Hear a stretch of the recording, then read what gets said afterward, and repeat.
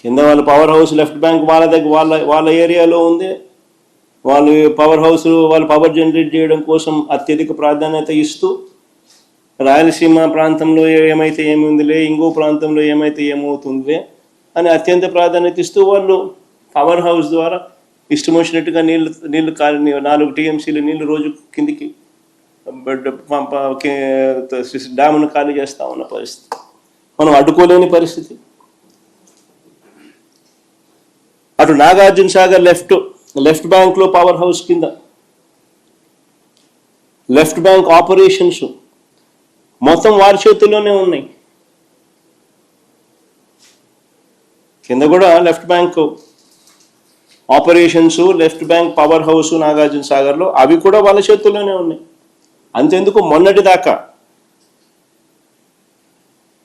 మన వైపున అంటే మన భూభాగంలో ఉన్న రైట్ బ్యాంక్ కెనాల్ ఆపరేషన్స్ కూడా వాళ్ళ చేతుల్లోనే ఉన్నాయి మొన్నటిదాకా. ఎన్నికలకు ముందు మళ్ళీ మనం వైఎస్ఆర్సీపీ ప్రభుత్వం ఉన్నప్పుడు వెనక్కి తీసుకున్నాం. తెలంగాణ ఎన్నికలు అయిపోయిన తర్వాత మన ఎన్నికలకు ముందు మనం వెనక్కి తీసుకున్నాం. అంతవరకు మన భూభాగంలో ఉన్న ఆపరేషన్స్ కూడా వాళ్ళ చేతుల్లోనే చంద్రబాబు నాయుడు గారు పెట్టారు.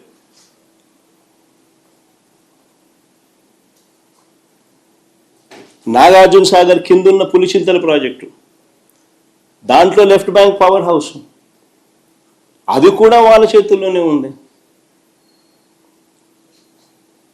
రాష్ట్రానికి, రాయలసీమకు తీవ్ర విఘాతం కలిగించే ఈ నిర్ణయాలన్నీ కూడా రాష్ట్ర విభజన జరిగిన తర్వాత చంద్రబాబు హయాంలో తీసుకున్నవే.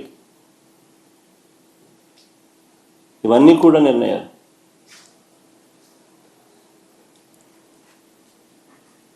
అటు చంద్రబాబు నాయుడు పరిస్థితి ఏంటి అంటే, ఓటుకు కోట్ల కేసులో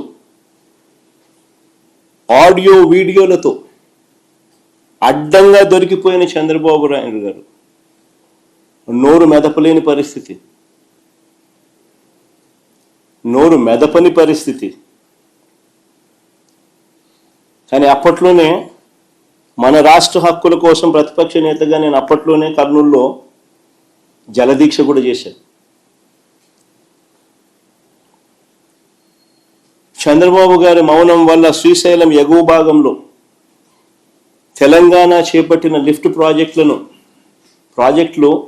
2019 వైఎస్ఆర్సీపీ ప్రభుత్వం వచ్చే నాటికే చకచకా పనులు జరుగుతూ ఉన్న పరిస్థితి.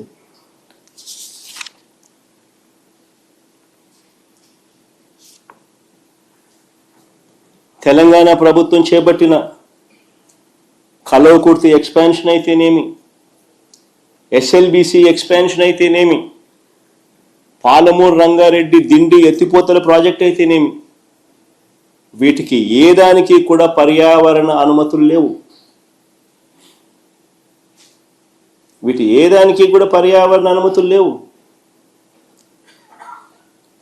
ఆ పనులు ఆపాలని ఎన్జిటి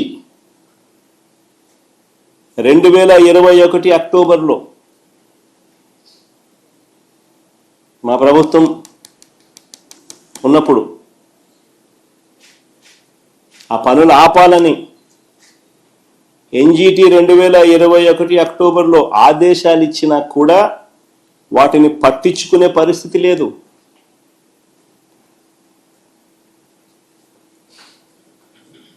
రెండు 2022లో ఎన్జిటి తెలంగాణకు 920 కోట్ల రూపాయల జరిమానా విధించింది.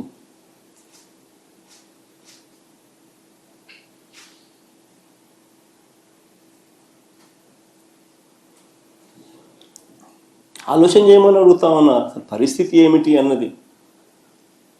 ఒకవైపు చూస్తే తెలంగాణ లిఫ్ట్లో అయితేనేమి, తెలంగాణ పవర్ హౌస్ ఆపరేషన్స్ అయితేనేమి, ఏకంగా శ్రీశైలంలో 777 అడుగుల నుంచి 825 అడుగులకే ఏకంగా రోజుకు 8 టీఎంసీలు నీళ్లు శ్రీశైలం నుంచి వెళ్ళిపోతా ఉన్న పరిస్థితులు. రోజుకి 8 టీఎంసీలు.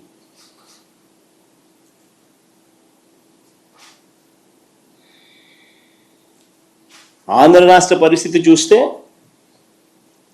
శ్రీశైలంలో మన పరిస్థితి ఏమిటి అని అంటే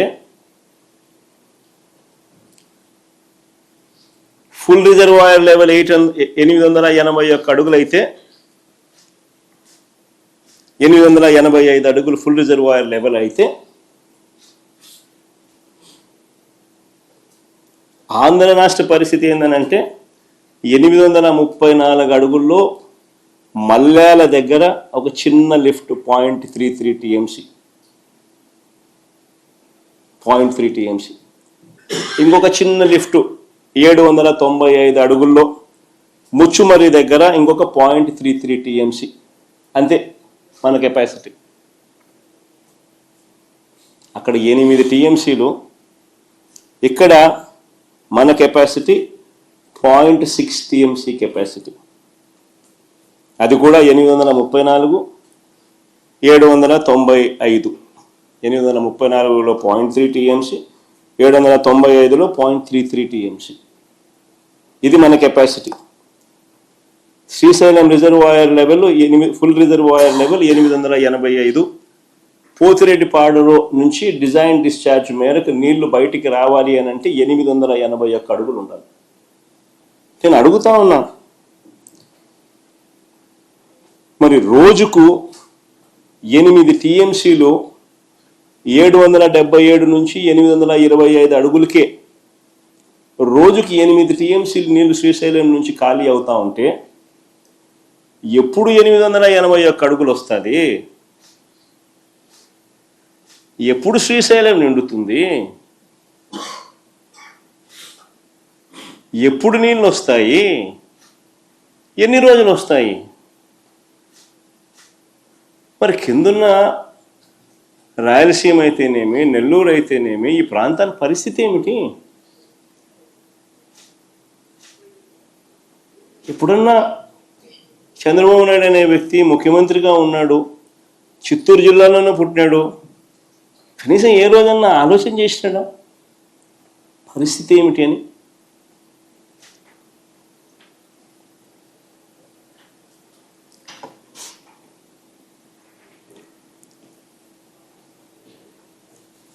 ఇలాంటి విపత్కర పరిస్థితుల మధ్య మా ప్రభుత్వం అధికారంలోకి వచ్చిన తర్వాత 2019లో ఈ పరిస్థితిని చక్కబెట్టడం కోసం అడుగులు పడ్డాయి. అందులో భాగమే రాయలసీమ లిఫ్ట్ ఇరిగేషన్ ప్రాజెక్టు పెట్టాం. 800 అడుగుల్లోనే మనం కూడా 3 టీఎంసీలు నీటిని తీసుకొని వెళ్ళే వెసులుబాటు క్రియేట్ చేసాం.